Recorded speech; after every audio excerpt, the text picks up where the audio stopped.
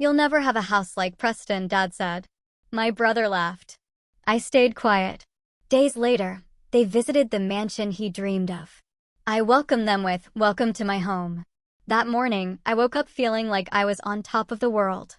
By noon, my husband had publicly shattered my career, and my own sister was laughing from the sidelines. The cool hardwood floor under my feet felt like a runway, leading to the best day of my professional life. I made Ethan's coffee, just the way he liked it, convinced this was the morning all my sacrifice would finally pay off. For 8 months, I'd been the one holding our company together, no exaggeration, just a quantifiable fact. The portfolio in my hands felt heavy, not with paper, but with late nights, missed dinners with my daughter Chloe before she left for college, and the sheer effort poured into every page. I'd single-handedly saved the Evergreen Dynamics account, a $2 million a quarter contract, by working until 3 a.m. for 2 weeks straight, anticipating every client need. I'd personally managed the Lighthouse Resorts crisis, flying to 3 cities in 48 hours for damage control. I'd completely overhauled our digital marketing, increasing engagement by 340%. So, walking into that conference room an hour later, I was practically floating. The air buzzed. I smiled at the leadership team, the people whose departments I'd supported and whose mistakes I'd quietly fixed. My eyes found Ethan, my husband, the CEO, sitting at the head of the long mahogany table. The man I'd built this company with, married to for 12 years. I caught his eye, gave a little wink meant just for him, and said, with a laugh full of anticipation, "I can't wait for my raise." A few polite chuckles echoed. But Ethan just laughed. It was hollow, distant, amused. He looked up from his phone, a device permanently attached to him lately, and the expression on his face made my chest tighten into a cold, hard knot. It wasn't pride. It wasn't approval. It was pure, undisguised amusement. At my expense. He set his phone down with deliberate slowness. The air thickened. "Raise," he said, his voice carrying across the silent room. "Oh no, Olivia, I gave it to your sister." The fluorescent lights felt too bright, too harsh, like an interrogation lamp. They illuminated every face turned toward me, pity, discomfort, morbid curiosity. My younger sister, Sophia. The one I'd helped with homework, written her first resume, personally recommended for an entry-level position 3 years ago as a favor. Sarah from HR, whose children I'd babysat, cleared her throat. The sound was unnaturally loud. She slid a thin manila folder across the polished table, stopping inches from my portfolio. Her perfectly manicured nails, a pale pink I'd complimented last week, tapped the cover. "You weren't even considered for the position, Olivia," she said, her gaze fixed somewhere over my shoulder. "The decision was made last week." I just stood there, my multi-million-dollar portfolio clutched like a useless shield. Then, as if on cue, the heavy glass doors swung open. In walked Sophia, wearing a brand-new, blood-red power suit, the kind you wear to make a statement. To draw blood. She caught my eye as she walked towards the empty, high-backed leather chair next to Ethan, the luxury seat, my chair, reserved for the director of strategic marketing. She offered me the slightest shrug, a dismissive gesture that wasn't an apology, but a declaration of victory. It broke my heart into a million tiny, sharp pieces. "Forgot to mention it," she said, her voice dripping with false sympathy, more insulting than any gloating. She settled into her new chair, crossing her legs, the picture of effortless success. That afternoon, I cleared my desk, a surreal, out-of-body experience. The orchid I'd nursed through 2 brutal winters. The coffee mug Chloe had given me that read, "World's Best Multitasking Mom." The framed photo from our company retreat where I'd been Employee of the Quarter for the 3rd time, with Ethan's arm around me, beaming with pride. Or so I had thought. I packed them into a sad, brown cardboard box. But what I did afterward, what I began to plan in the ashes of that humiliation, nobody, least of all them, saw coming. The drive home was a blur of traffic lights and familiar turns my body made without my brain. 17 minutes. That's all it took to travel from the center of my professional universe to the ruins of my personal one. Each landmark seemed to mock me, relics from a life that had ceased to exist the moment Ethan uttered those words. Our house, the one we'd poured our life savings into, in that beautiful tree-lined neighborhood in Denver, where we were supposed to grow old together. It felt like a stranger's house. The air was stale, silent. The kitchen, with its dated countertops, still needed renovating. We'd put it off, waiting for this promotion, for the substantial salary increase. Now, I realized with a bitter pang, it would stay exactly as it was, a monument to a future that would never happen. I set the box of my office life on the dining room table. The thud echoed. For a moment, I just stared at it. My entire career, my identity for 12 years, reduced to a cardboard box. A strange, cold calm washed over me, the numbness that precedes a world of pain. My eyes drifted towards the open door of Ethan's home office. And there it was, on a stack of papers on his desk, as casual as a grocery list, the Evergreen Dynamics contract. My feet moved before my mind did, carrying me across the room. I picked it up. The margins were filled with notes, but it wasn't Ethan's angular, hurried scrawl. These were looping, careful, almost childishly rounded letters. Sophia's handwriting. Dates scrolled next to some notes, going back 6 weeks. 6 weeks. Strategy notes about customer engagement I developed. Client relationship details I'd painstakingly built. It was all there, my intellectual property being dissected and claimed by my own sister under my own roof. The casual, breathtaking cruelty stole the air from my lungs. For the past month, while I'd been a bundle of nerves and excitement, practicing my presentation, calculating how the raise would finally let us fix the leaking roof and maybe even take a real vacation, my husband had been secretly training my replacement. My sister. He had sat across from me at this very dining table, listening to me rehearse, nodding encouragingly. "That's a strong opening, Olivia," he'd said. He'd looked over my portfolio, suggesting a different font. "This is brilliant, honey. They're going to be blown away." He had made love to me just last night, holding me without ever once mentioning that the next day he was going to publicly execute my career. The front door opened at 6:47 p.m. Ethan's usual time. His keys hit the ceramic bowl with their familiar, cheerful clink. His footsteps moved through the foyer, paused as he surely saw my box on the dining table, then continued into the kitchen. I stood there, holding a chef's knife, a half-chopped bell pepper on the cutting board. The motion was automatic, a phantom limb of a normal life. "Hey," he said, loosening his tie as he walked past me. "What's for dinner?" The stunning normality of the question made my hand tighten on the knife.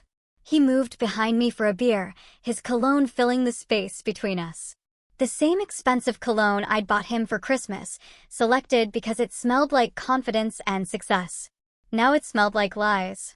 "Ethan," I said, setting the knife down very carefully. I turned to face him. "We need to talk about today."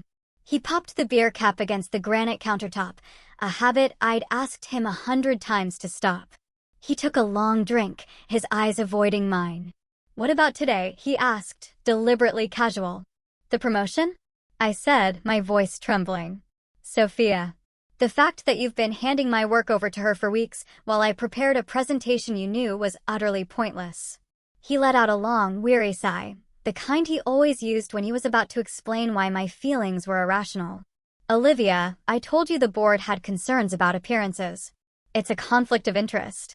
A husband promoting his wife, it just doesn't look good, especially with the Fletcher acquisition coming up." "The acquisition I structured? The one where I spent 3 weeks courting their CMO?" "That acquisition," I stared at him, incredulous. "Which is exactly why we need someone like Sophia in that role," he said, taking another swig of beer. "Someone without personal connections that could be seen as a conflict." "Someone like Sophia," I repeated, my voice dripping with sarcasm. "The woman who asked me last week what ROI stands for? She's leading a multi-million-dollar acquisition? She's using my frameworks, my client relationships, taking credit for campaigns I built at 3 a.m. while you slept peacefully. That's how business works, Olivia," he said, his voice flat and cold.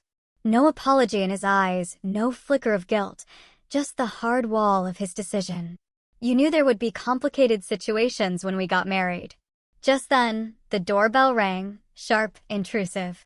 It made us both jump. It rang again, followed by impatient knocks. "I'll get it," I whispered, needing to escape the suffocating air. I walked to the door, expecting a package. Anyone but the person standing on my porch. It was Sophia. She'd changed out of her red power suit into ridiculously expensive yoga clothes. Her smile was different now, brighter, more genuine, like we were just two sisters. "Hi, Olivia. Hope I'm not interrupting dinner," she chirped, her eyes flicking past me into the house. Behind me, I heard Ethan's footsteps. "Sophia, what are you doing here?" "You left this at the office," she said, pulling his personal laptop from an oversized designer purse. She wasn't talking to me. She was talking to him. "You said you needed it for the Fletcher presentation tomorrow morning." She handed him the laptop. Their fingers brushed. It was a small, insignificant gesture, but practiced. Familiar. Intimate. My stomach turned over. "Thanks," he said, his voice a little too tight. I completely forgot. "No problem," she said, her gaze finally settling on me. "About tomorrow's presentation. Should I use Olivia's deck as a starting point or just create something fresh?" "Create something fresh," Ethan said without hesitation. "We need a new perspective." Her attention shifted to me fully then, her face a perfect mask of corporate sympathy. "Olivia, I'm truly sorry about today. I know it must have been unexpected, but I'm sure you understand deep down that it's what's best for everyone." Perfectly chosen, meaningless, soul-crushing words. I just smiled. The same polished, professional smile I had perfected in 1,000 hostile meetings. "Of course, Sophia," I said, my voice perfectly, terrifyingly even. "I understand perfectly." After she left, a trail of expensive perfume lingering, Ethan closed the door and turned to me, a look of strained reasonableness on his face. "See? She's just trying to be professional about this whole thing." "Professional?" I repeated, the word tasting like poison. "Is that what we're calling showing up at my house in revealing workout clothes to deliver a laptop you could have survived without until tomorrow?" "Don't make this something it's not," he warned, his voice low. But I was already walking away, heading upstairs. In our walk-in closet, I pulled down my large suitcase, the one we'd bought for our honeymoon in Miami Beach 12 years ago. I opened it on the bed. Ethan appeared in the doorway, his forgotten beer still in his hand. "What are you doing?" "Getting some space," I said, pulling sweaters from a drawer, folding them with numb precision. "Olivia, don't be dramatic," he sighed. "It's just a job." I paused, holding a soft cashmere sweater Chloe had given me. I turned to face him, my eyes finally meeting his. "You're right," I said, my voice dangerously quiet. "It's just a job, and this is just a marriage where my husband orchestrates my professional humiliation." And that was just my sister stopping by our house after dark. Nothing dramatic about that at all. He stood there watching me pack 12 years of my life. He didn't say a word to stop me. He just watched. And in his silence, I heard everything I needed to know. That night, I didn't just pack a suitcase. I packed a grudge. And in the sterile quiet of my sister Julia's guest room, I started making a plan. Just before I fell into a restless sleep, I checked my banking app. A cold dread washed over me. The joint savings account, holding the bulk of our liquid assets, had a balance of 0. He had transferred everything out. Then I saw the email notification, account closure request processed. He hadn't just pushed me out of the company. He had locked me out of my own life. My first night of exile was spent at Julia's house. She opened the door, took one look at my face and the suitcase, and simply pulled me into a fierce hug. She didn't ask questions, just led me to her guest room, a quiet, peaceful sanctuary. But sleep wouldn't come. I lay on the clean, crisp sheets, staring at the unfamiliar ceiling, the full weight of my new reality crashing down. I had no job. My marriage was a lie. My own sister had orchestrated my downfall, and now I had no money. Ethan had been methodical. He hadn't just blindsided me. He had financially crippled me. The next morning, driven by a desperate, foolish hope, I did the one thing I thought I could still count on. I called my parents. I just needed to hear my mother's voice, to be told this was all a terrible mistake, that they were on my side. Mom, I said, my voice cracking, betraying the calm I tried to maintain. Something terrible happened. I laid it all out in a torrent of choked words. The meeting, Ethan's coldness, Sophia's smug smile, the years of my work. Handed over like a party favor. I told her about the frozen bank account, the absolute devastation. I waited for the explosion of maternal rage on my behalf, for the sympathy, for the promise that she and Dad would be on the next flight out to Denver. Instead, a long, heavy silence. So profound I thought the call had dropped. "Olivia," my mother finally said, her voice strained and thin. "Are you absolutely sure you're not overreacting?" The blood drained from my face. I felt dizzy. Overreacting, Mom? He gave my job to Sophia in front of the entire leadership team. He locked me out of our savings. "Well," she said, and I heard my father's faint murmur in the background coaching her. "Ethan is a very successful man, a CEO. He's under a lot of pressure. He must have his reasons. And Sophia, she's always looked up to you so much. Maybe you should see this as a chance for you to mentor her, to guide her." I couldn't form words. My throat closed up. Mentor her, Mom? She conspired with my husband to steal my career. They're having an affair. The words tumbled out before I could stop them. "Now, Olivia, don't use such dramatic, ugly language," my mother chided, her voice turning sharp. "You have no proof of that.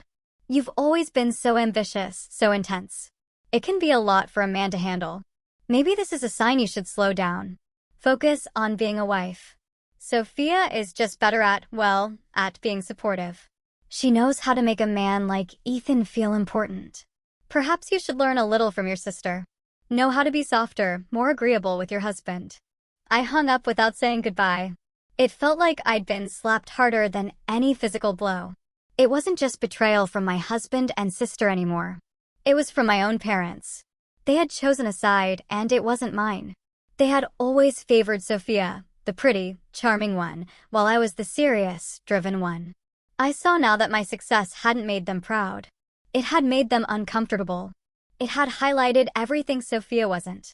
That night, huddled in the safety of Julia's guest room, I realized I was utterly, completely alone. The despair was a physical thing, a heavy blanket threatening to suffocate me. I cried until I had no tears left, until my body was a hollowed-out shell of exhaustion and grief. This was rock bottom. This was the point where you either shatter completely, or you start to piece yourself back together into something harder, something sharper. And as the first gray light of dawn filtered through the window, a different feeling began to stir: rage.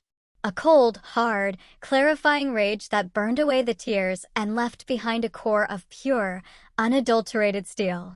They had pushed me off a cliff into the darkest abyss. They just didn't realize they'd given me wings on the way down. Julia's quiet suburban house became my war room. She was my rock, silently providing coffee, food, and the space I needed to think. My first challenge was practical.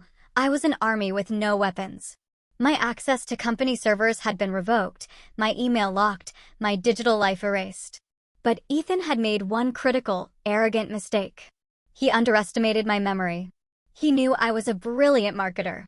He'd forgotten that 15 years ago, when we were a scrappy startup, I was the one who designed and built our company's entire network architecture. I knew its backdoors. I knew its forgotten pathways. I knew its ghosts because I had created them. The local public library, with its rows of anonymous computers and free Wi-Fi, became my new office. The smell of old paper and floor polish was a strange comfort. For 3 solid days, from opening to closing, I sat in a corner, nursing lukewarm coffee, fingers flying across the grimy keyboard. It was a painstaking, nerve-wracking race against time. I could feel their IT department, my old team, closing loopholes, patching the very holes I was slipping through. My screen would flicker, a connection would be lost, and I'd find another way in, using old administrator passwords I'd set a decade ago, praying no one had bothered to change them. My heart pounded with fear and adrenaline. Every time a librarian walked past, I was sure I was about to be caught. But on the 3rd afternoon, exhausted and almost ready to give up, I found it. It wasn't in the main marketing directory. It was buried deep in a partition server drive, mislabeled as 3rd quarter financial audits. A folder so boring no one would ever look inside. But the name of the single subfolder made the hair on my arm stand up: Project Nightingale. It was a code name Ethan and I had joked about years ago for a hypothetical palace coup. He was using our old inside jokes to hide his betrayal. My hand trembled as I clicked it open. It was all there, a meticulous, cold-blooded plan to oust me, dating back nearly a full year. Emails between Ethan and Sophia discussing my emotional overinvestment in clients as a critical weakness. Falsified performance reviews I'd never seen, full of fabricated complaints about my abrasive management style. Detailed financial projections modeling the company's performance after my departure, with Sophia at the helm. But it was the other files that made me physically ill. A subfolder labeled Travel and Entertainment. It was full of photos, dozens of them. Ethan and Sophia at a leadership conference in Tampa, a conference I knew I was supposed to attend before Ethan told me it was canceled due to budget cuts. They were on the beach, laughing, his arm draped possessively around her bare shoulders.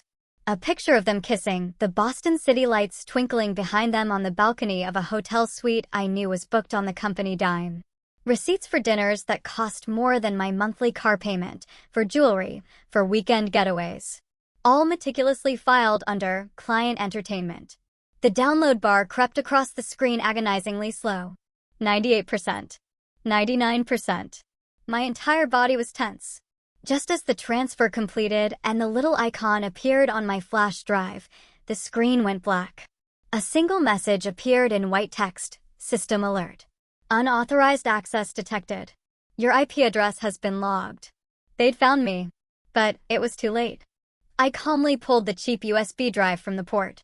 On that tiny piece of plastic, tucked safely in my jeans pocket, I held their entire conspiracy.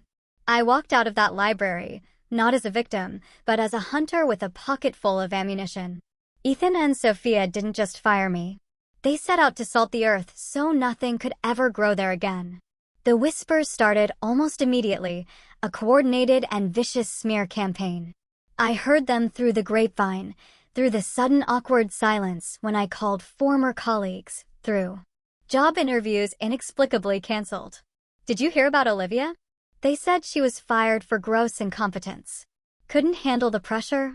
No, I heard she was caught padding her expense reports. Thousands of dollars. Someone I trust told me she was having an affair with the CEO of the Evergreen account. And when Ethan found out, he had to let her go to save the contract. It was diabolical in its precision. They weren't just attacking my work.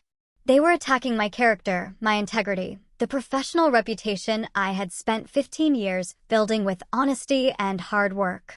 It was systematically dismantled, lie by lie. I sent out dozens of resumes. I was overqualified for most positions. Yet my phone remained silent. The few interviews I did get were tense and strange. Interviewers would look at my stellar resume, then at me with a kind of pitying suspicion. I was radioactive. The lowest point came when I reached out to David, a senior manager I had personally mentored for 5 years. We'd been friends. I'd gone to his wedding, celebrated the birth of his first child, championed him for his last 2 promotions. I called him, my voice stripped of all pride, simply asking if he could act as a professional reference, if he could just speak to my work ethic and character.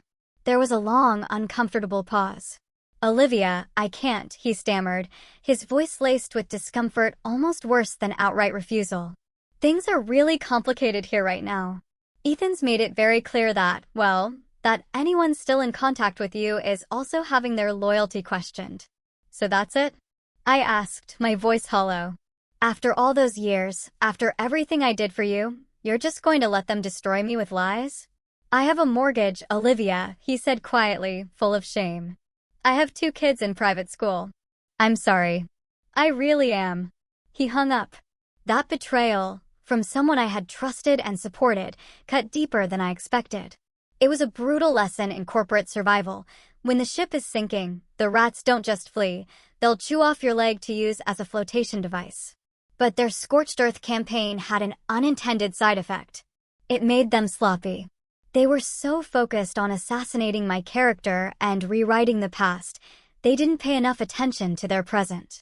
And that's when I decided it was time to stop defending myself and start investigating them.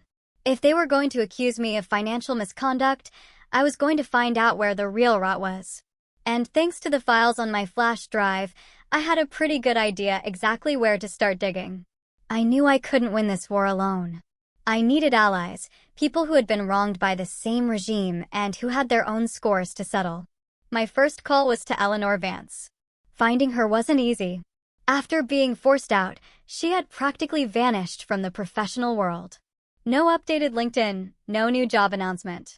It took 2 days of deep diving online, but I finally found her name listed as a part-time bookkeeper for a small, family-owned construction company in a dusty industrial park on the outskirts of the city. I walked into the cluttered office, the air smelling of sawdust and coffee. Eleanor sat behind a metal desk, looking smaller than I remembered. Her once sharp business suits were replaced by a faded cardigan.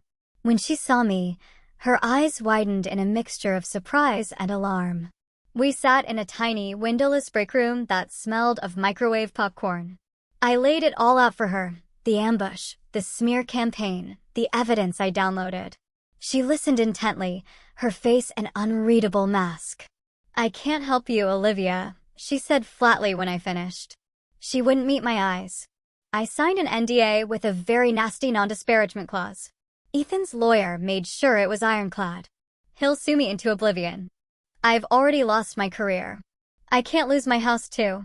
He's already ruined me, Eleanor, I said, my voice quiet, but intense. They're not just firing people anymore. They're trying to erase them. You, me? Who's next? They're building their little empire on our graves. I leaned forward, my eyes locking with hers. They accused me of stealing. So, I started looking. I have the expense reports Sophia has been filing. The ones for client entertainment, dinners for 4 at 5-star restaurants on nights when the client was verifiably in another state. Hotel suites. Jewelry. I saw a flicker of something in her eyes, the righteous anger of a fellow accountant who despises sloppy fraud. He's gotten arrogant, I pressed on. And she's a fool. She's not just padding expenses anymore. She's committing wire fraud, billing hours to federal contracts for work that was never performed. It's not just mismanagement. It's a felony. And your signature is on the last clean set of books. Mine is on the project she's taking credit for. We are the only 2 people on Earth who can piece the whole ugly story together and prove it. She was silent for what felt like an eternity. Her fingers traced the rim of her styrofoam coffee cup. Finally, she looked up, her eyes hard. "When I left," she said slowly, "I made a full encrypted backup of the entire Q2 financial database. As a personal precaution." She reached into her worn leather purse and pulled out a small silver flash drive. "I also have that recording," she added, her voice dropping to a whisper, "of Ethan in my exit interview. He didn't just pressure me to sign off on Sophia's expenses. He explicitly told me to find a way to make the numbers work for her department's quarterly report, and that if I didn't, he'd personally call every headhunter in the state and blacklist me." She slid the flash drive and a tiny audio recorder across the chipped Formica table. "He wanted a war," she said, a grim, dangerous smile spreading across her face for the first time. "Let's give him one." I left her office with more than just evidence. I had my first soldier, and she had just handed me a cannon. My next stop was a quiet diner to meet with 2 other women who had been pushed out in the last year. One was the former head of strategic planning, the other the VP of operations. Over greasy fries and bad coffee, they told their stories, ideas stolen by Sophia, authority undermined by Ethan, being gaslit and marginalized until they had no choice but to resign. By the time I left, I had a stack of sworn affidavits and a network of women ready to burn it all down. The offer from Arthur Sterling, the CEO of Meridian Global, our biggest and most respected competitor, felt like a lifeline thrown from a battleship to a woman adrift on a life raft. He called my cheap prepaid phone on a rainy Tuesday afternoon. I was sitting in my car outside Julia's house, staring at the raindrops tracing paths down the windshield, feeling the familiar weight of hopelessness settle. "Is this Olivia Wallace?" a deep, authoritative voice said. I almost didn't answer. I was tired of calls from bill collectors and recruiters who had suddenly gone in a different direction. "This is she," I said, my voice flat. "Olivia, my name is Arthur Sterling. I'm the CEO of Meridian Global. I hope I'm not disturbing you." I sat bolt upright, nearly choking. It was like getting a call from the president. "Mr. Sterling." "Hello." "No, not at all. Please call me Arthur, Olivia. I've been in this business a long time. I know talent when I see it. I also know corporate politics when I smell it. I don't give a damn about the rumors I'm hearing from that sinking ship across town. I care about the 340% increase in digital engagement you delivered last year. I care about the fact that you single-handedly saved the Evergreen Dynamics account from walking out the door. I care about results." Tears pricked my eyes. To be seen, to have my actual work, my accomplishments acknowledged after weeks of being treated like a pariah. It was overwhelming. I had to put my hand over the phone's mouthpiece to stifle a sob. "Denver's business community is smaller than you think," he continued, his voice kind, but all business. "Word travels when top-tier talent is suddenly and inexplicably on the market. We're expanding our strategic marketing division. The position is director, but frankly, that's just a starting point. I'm offering you a starting salary 30% higher than what I imagine you were making, full creative control, and a budget to build your own team from the ground up." I was speechless. My mind was reeling. "There's one more thing," he said, and I could hear the smile in his voice. "I'll have my corporate lawyer look at your non-compete clause. Given the circumstances of your departure, which I suspect constitute constructive dismissal, I'm willing to bet we can drive a truck through it. You bring me 3 of your former major accounts, and I'll make you vice president within 6 months. What do you say, Olivia? Are you ready to come play in the major leagues?" Standing in that dreary, rain-soaked driveway, I felt the first real spark of hope ignite into a blazing fire. This wasn't just a job. This was a platform. This was a war chest. This was redemption. "I accept," I said, my voice steady and clear for the first time in weeks. "When can I start?" "Monday," he said. "Welcome to Meridian, Olivia. I think we're going to do great things together." I ended the call and let out a breath I didn't realize I'd been holding for a month. The game had just changed. I was no longer a desperate, unemployed woman fighting for scraps. I was the incoming director at Meridian Global, and I had an army to build. My next call was to my daughter, Chloe. I had tried to shield her from the worst of it, feeding her vague assurances that I was just taking a break. But I needed her now, not just for her emotional support, but for her skills. "Mom, you sound different," she said, her voice sharp with perception after I told her the news. "You sound like you again." "I have a fight on my hands, sweetheart. A big one. And I need your help." "Anything," she said without hesitation. Chloe was a computer science major, a digital native who was brilliant and tech-savvy in ways I could only pretend to be. That night, over a long, encrypted video call, she became my technical advisor. She walked me through setting up multi-layered security for all my evidence, creating a dead man's switch that would release the files to a journalist if anything happened to me.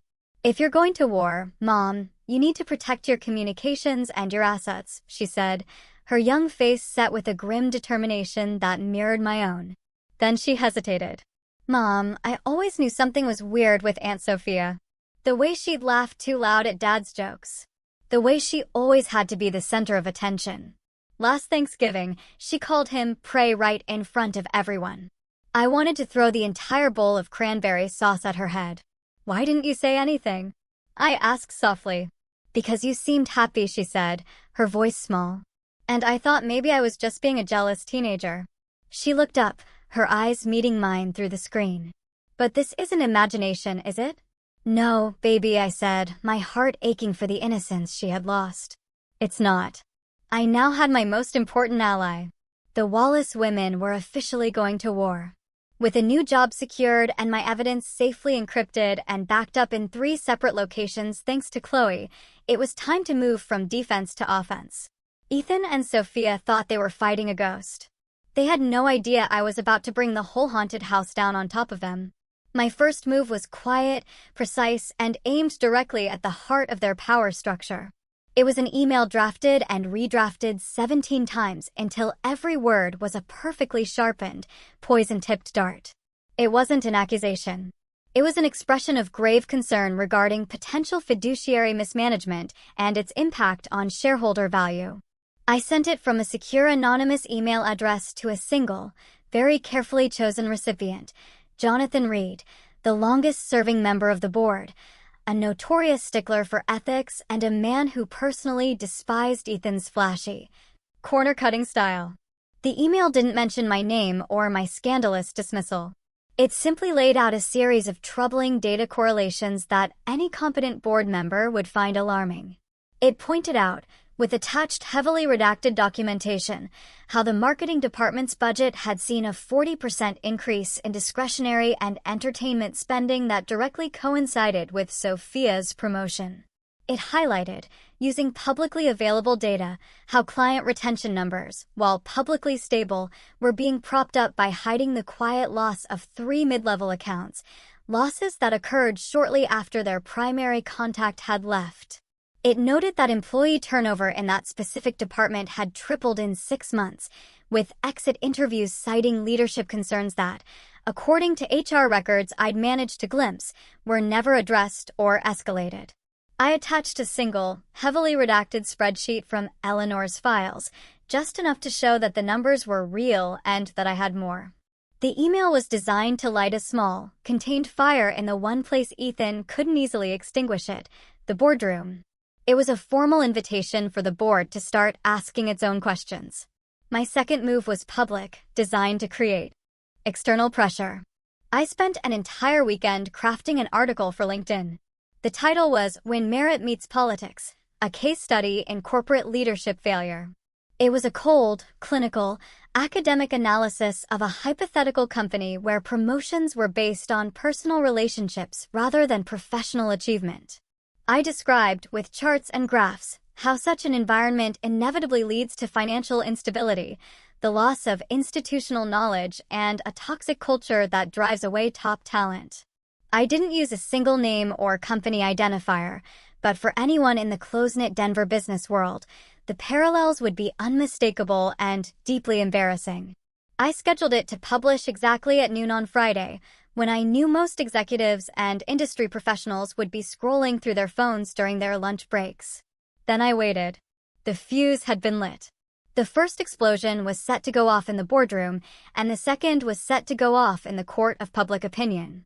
All that remained was to watch it burn. The explosion happened faster and more spectacularly than I could have ever imagined. Jonathan Reed, as I predicted, was a man who hated loose ends and financial ambiguity. On Friday morning, he bypassed Ethan entirely and used his authority as the lead independent director to call an emergency board meeting. My old colleague, Michael, a sweet, hard-working kid I had mentored, became my eyes and ears, sending me a rapid-fire series of text messages that had my heart pounding. 7:43 a.m. Emergency board meeting just called for 8 a.m. Agenda listed only as urgent governance matter. Everyone is freaking out. 8:15 a.m. Ethan and Sophia just went into the boardroom. They look like they've seen a ghost. Ethan was sweating. 9:02 a.m. They've called Sarah from HRN. The door is closed, but I can hear raised voices. Jonathan Reed is shouting. At exactly noon, as the chaos was unfolding behind closed doors, my LinkedIn article went live. Within 30 minutes, it had nearly 50 comments and had been shared over 100 times. But it wasn't just the numbers. It was the content of the comments. Women and men from across the industry started sharing their own stories of being passed over for the boss's unqualified son or the CEO's new girlfriend. The comment thread transformed into a viral public therapy session for corporate betrayal and nepotism. My story had become their story. But at 2:17 p.m., the comment that mattered most appeared. The one that turned a brush fire into an inferno. It was from Daniel Thompson, the powerful and widely respected CEO of Evergreen Dynamics, our most valuable client. He wrote simply, an insightful and troubling analysis. Leadership transitions should never compromise project continuity or client relationships. I am becoming concerned about recent changes affecting our account management. I would appreciate a direct conversation with Olivia Wallace regarding the ongoing campaigns she initiated. He had tagged me publicly. It was a kill shot. My cheap prepaid phone rang within minutes. It was Daniel's direct line. "Olivia," he said, his voice grim and devoid of pleasantries. "I just found out about your departure this week. This is unacceptable. We have $2 million a quarter invested in strategies you personally developed." I just had a deeply unsettling call with Sophia. She couldn't answer a single basic question about our target demographics for Q4. She didn't even know we had shifted our focus to the Southwest market. "I'm sure she'll get up to speed," I said, my voice a perfect model of professional neutrality. "There's no time for that," he snapped. "She tried to tell me the new strategy was her idea. I know for a fact you presented it to me yourself 6 months ago. We need you, Olivia. If you're available for independent consulting, Evergreen Dynamics will retain your services immediately at any price." "Actually, Daniel," I said, a slow, triumphant smile spreading across my face. "I've accepted a position with Meridian Global. I start on Monday." There was a stunned pause on the other end of the line. Then a hearty, booming laugh. Arthur Sterling finally made a smart move. Good for him. Good for us. Expect a call from my legal team first thing Monday morning. We're moving our account. The first domino had just fallen, and it was a big, multi-million-dollar one. After Daniel Thompson's call, the dam broke. It was a flood. By 4 p.m., my phone, which had been silent for weeks, was buzzing incessantly. 2 more major clients, Lighthouse Resorts and Nexus Brands, had seen Daniel's public comment on LinkedIn and called Ethan directly, threatening to pull their multi-million-dollar contracts. They both specifically cited the unacceptable and unexplained loss of their primary strategic contact, me. Ethan, clearly in a full-blown panic and demonstrating the poor judgment that was about to become his trademark, did something incredibly stupid. He had Sophia send out a company-wide email. In it, she attempted to take sole, explicit credit for every major success the company had had in the past year: the Evergreen Dynamics relationship, the Lighthouse Resorts crisis resolution, the digital marketing overhaul that had won us 2 industry awards. It was a desperate, blatant, and easily disprovable lie. What she didn't realize, what neither of them knew, was that I was 1 step ahead. Earlier that morning, anticipating a move like this, I had sent a little care package from a secure email address to my personal contacts, the VPs of marketing at each of those client companies. The package contained the original, unalterable project files, complete with embedded metadata showing my name as the author and a full revision history tracking my work over months. Her email didn't make her look like a leader taking charge. It made her look like a fraud and a fool. Around 6:03 p.m., I was in Julia's quiet guest room, packing the few things I had into my suitcase, preparing for my new life that would start on Monday. I heard a car screech to a halt outside, followed by the sound of a car door slamming. It was Ethan. He didn't knock. He stormed up the walkway and pounded on the door like he was trying to break it down. Julia opened it, a formidable, protective presence blocking his path. "You are not welcome here, Ethan." "I need to talk to my wife," he spat, his face pale and blotchy, trying to push past her.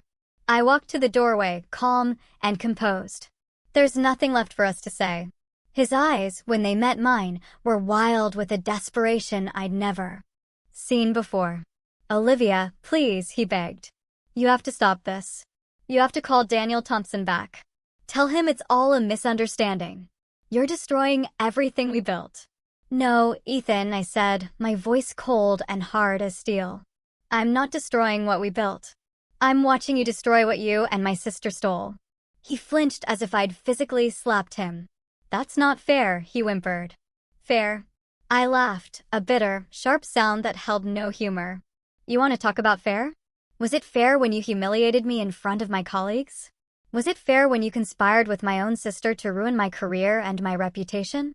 Was it fair when you locked me out of my own bank account and left me with nothing, not even enough for a proper divorce lawyer?" He actually had the gall to look shocked, as if this thought had never occurred to him. "That was Sophia's idea," he blurted out, his voice rising in panic. She said, if we didn't cut you off financially, you'd try to fight back, try to take half of everything. She was just trying to protect the company. The ease with which he threw her under the bus was sickeningly predictable. He wasn't a king. He was just a coward who had briefly worn a crown. She is not some random girlfriend, Ethan. She is my sister. I shot the words at him. And you? You are my husband. Or at least you were. Olivia, please, he begged, his voice cracking, all pretense of power gone. He was just a scared little man watching his world crumble. I'll give you the promotion. I'll give you a 50% raise right now. I'll fire Sophia tomorrow morning. We can fix this. We can go back to how it was. I just looked at him, this pathetic, broken man groveling on my sister's doorstep. And I felt nothing. The love was gone. The anger had cooled, and all that was left was a vast, empty pity. It's too late, I said softly, but with absolute finality. I've already accepted a position at Meridian Global. And Evergreen Dynamics, Lighthouse Resorts, and Nexus Brands? They're coming with me. I took a step back from the door, a silent dismissal. You should probably go home and talk to your lawyer, Ethan. I have a feeling you're going to need one. Julia, without a word, closed the door gently but firmly in his face. The war wasn't over, but I had just won the decisive battle. Monday morning at Meridian Global felt like stepping through a portal into a different universe. The building itself was a statement, gleaming glass and steel that soared into the Denver sky, a testament to success built on competence, not connections. The lobby was filled with light and the quiet hum of purposeful activity. My new office was a corner suite on the 22nd floor, with floor-to-ceiling windows that looked out over the entire city. On clear days, you could see the majestic, snow-capped peak of Pikes Peak. It was a view that promised perspective. On the expansive mahogany desk sat a simple, elegant nameplate, Olivia Wallace, Director of Strategic Marketing. Not someone's wife, not someone's afterthought, just my name, my achievement.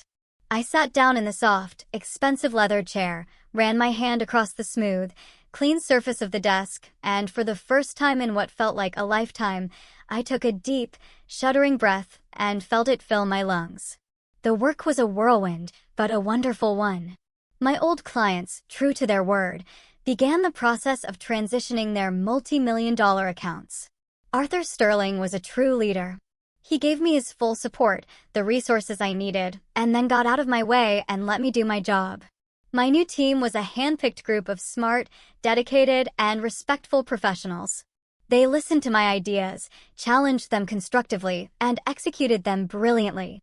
They respected me not because I was married to the boss, but because my strategies worked. Within the first month, we had not only secured my old clients, but had also landed a major new account that my old company had been chasing for years. I was not just surviving, I was thriving. But the real bombshell, the one that ended the war for good, dropped on a rainy Tuesday morning, about a month into my new job. The business-specific quarterly, the most respected financial journal in the region, published a front-page exposé by a sharp, relentless investigative journalist named Victoria Stone. The title was The House of Cards, a story of nepotism, fraud, and corporate decay at Cascade Marketing. Victoria had done her homework. She had taken the breadcrumbs I had given her and had followed the trail all the way to its rotten core. She had spoken to Eleanor. She had spoken to the other women I'd connected her with who had been pushed out. She had found a dozen other anonymous sources from inside the company, all telling the same story of a toxic culture of fear and favoritism. She even had the full, unedited audio recording of Ethan threatening Eleanor. The article laid out in meticulous, damning detail the financial irregularities, the fraudulent expense reports signed by Sophia, the culture of lies, and the mass exodus of talent. The article never mentioned my name once. I had insisted on it, but it painted a devastatingly clear picture, a once prominent Denver marketing firm being run into the ground by an incompetent, arrogant CEO who had promoted his unqualified mistress, who also happened to be the sister of his highly competent, recently departed wife. The fallout was immediate and catastrophic. The company's stock, which was publicly traded, plummeted 40% in a single day of trading. The remaining board members, led by a furious Jonathan Reed, forced Ethan to resign in disgrace to avoid a shareholder lawsuit. Sophia was fired unceremoniously, escorted out of the building by security with a single box of her belongings, a perfect poetic echo of my own departure. I received a text from my daughter Chloe that afternoon. It was a screenshot of Sophia's LinkedIn profile. Her job title had been updated, seeking new opportunities in strategic marketing. Underneath, a former colleague had left a single, brutal public comment. Good luck with that. I didn't feel the rush of giddy victory I might have expected. Instead, I just felt a quiet, profound sense of justice, a sense of order being restored to the universe. They hadn't just lost their jobs, they had lost their reputations. And in the small, insular world of our industry, that was a fate worse than a corporate death sentence. The house of cards they had built on my back had finally, spectacularly collapsed. 1 year later, I was no longer a director. I was Meridian's chief marketing officer and its newest board member, the youngest woman ever appointed to the position in the company's 42-year history. Our division's revenue had tripled. Employee satisfaction scores in my department were the highest in the company. I hadn't just rebuilt my career. I had built an empire from the ashes of betrayal. The invitation to be the keynote speaker at the annual Southwest Marketing Summit was the cherry on top. 3,000 industry professionals, my peers, would be there. The topic they'd asked me to speak on was building ethical and merit-based corporate cultures. The irony was so thick, I could taste it. Standing backstage in the wings, I adjusted the small microphone on my lapel and peeped through the heavy velvet curtain. The auditorium was a vast, cavernous space packed to the rafters. And then I saw him. 7 rows back on the aisle. Ethan. He looked diminished. That was the only word for it. His once perfectly tailored suit now hung loosely on a frame that had lost a lot of weight. His hair was more gray than I remembered, and his posture was stooped, carrying the invisible weight of failure. He wasn't the powerful, arrogant CEO anymore. He was just another man in a crowd, desperately trying to look like he belonged. Our eyes met for a fleeting second across the crowded room, and he quickly looked down at his program, his face flushing. When they announced my name, the applause was thunderous. It washed over me as I walked onto the stage, into the warm, bright lights. I looked out at the sea of faces, at the people who had once whispered rumors about me, and I felt a profound sense of peace. 2 years ago, I began, my voice steady and clear, carrying to the furthest corners of the room. I believed that hard work guaranteed recognition. I believed that excellence would always triumph over politics. I believed that the people closest to us, our family, would be the ones to champion our success rather than steal it. I paused, letting the words hang in the air, letting the weight of them settle. I was wrong. And that painful, public lesson taught me something invaluable. Meritocracy isn't something that just happens naturally. It's something we have to build, protect, and defend fiercely every single day. For 45 minutes, I laid out my blueprint for success. I shared case studies for Meridian's incredible growth. I talked about creating environments of psychological safety. I spoke about the tangible bottom-line value of integrity. I never mentioned his name. I never mentioned his company. I didn't have to. Everyone in that room knew the story behind the story. The standing ovation lasted 4 full minutes. As I walked off stage, my heart soaring, my phone buzzed in my pocket. It was a text from an unknown number. From him, Olivia, please. 5 minutes. I just need to explain, to apologize. I looked at the message for a long moment. Then I deleted it without responding. There was nothing left to explain. There was nothing left to apologize for. He was part of my history, not my destiny. A few weeks later, Arthur Sterling called me into his office. Olivia, he said, a strange, knowing smile on his face. I have an unusual situation. We've been approached about an acquisition. He pushed a thick folder across his desk. The name on the tab was Cascade Marketing, Ethan's old company, or what was left of it. After he was ousted, the company had entered a death spiral. They were now bankrupt, desperate for a buyer to absorb their few remaining assets and massive debt before liquidation. The board wants you to lead the acquisition team, Arthur said, watching my face carefully. You know their client list and their liabilities better than anyone. And so a week later, I found myself sitting at the head of that same long mahogany conference table in that same room where my life had been torn apart. But this time, I wasn't the one being judged. My legal team from Meridian flanked me. Across the table, Ethan and what remained of his board sat like defendants awaiting sentencing. And next to him, looking thin and nervous, her expensive clothes now looking cheap and ill-fitting, was my sister Sophia. She was there as a major shareholder, her stock now worthless. The terms of the acquisition are non-negotiable, I began, my voice cool and professional as I opened the folder. Meridian will absorb your 3 remaining profitable client contracts. We will not be taking on any of your outstanding debt. As for personnel, I paused and pulled out 2 single-page documents I had asked our lawyer to prepare myself. These executive positions are redundant and will be eliminated immediately with no severance, as per the bankruptcy filing.